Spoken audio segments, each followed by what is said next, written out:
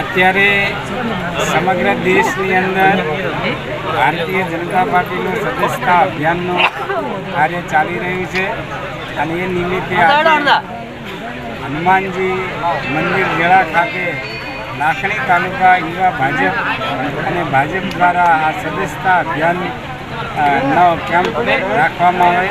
આ પ્રસંગે ખૂબ મોટી સંખ્યામાં લોકો એ ભારતીય જનતા પાર્ટીના સમર્થનમાં જોડાઈ રહ્યા છે।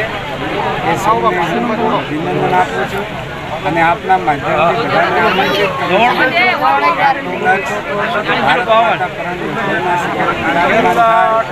ભારત વિશ્વગુરુ બને, ભારત વિશ્વની સૌથી મોટી ત્રીજી આર્થિક મહાસત્તા બને, એના માટે થઈ અને સશક્ત ભાજપા વિકસિત ભારત એ મંત્રને સાકાર કરવા માટે સૌ ભારતીય જનતા પાર્ટીના અભિયાનની અંદર જોડાઈ અને નરેન્દ્રભાઈ મોદી સાહેબના હાથ મજબૂત કરે એવી સૌને વિનંતી કરું છું।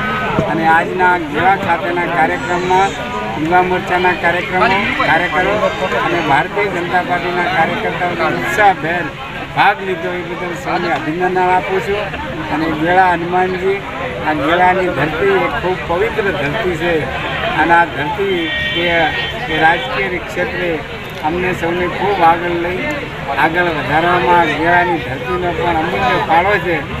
ફરી હનુમાનજીને પ્રાર્થના કરું છું કે જ્યારે આ હનુમાનજીની ધરતી પર અમે આવ્યા છીએ ત્યારે હનુમાનજીએ કદી અમને નારાજ નથી કર્યા। તો ફરી હનુમાનજી અમને સૌને આ વિસ્તારના દિયોદર વિસ્તાર અને આજુબાજુના વિસ્તારના કાર્યકર્તાઓને ખાસ કરીને દિયોદર વિધાનસભા મત વિસ્તારના કાર્યકર્તાને ખૂબ શક્તિ આપે અને ખૂબ તાકાત આપે અને આગામી સમયની અંદર દિયોદર વિધાનસભા મત વિસ્તાર એ સદસ્યતા અભિયાનની અંદર અગ્રેસર ગુજરાતમાં રહે એવી દાદાની કૃપા થાય એવી દાદાને પ્રાર્થના। સૌનો આભાર। ભારત માતા।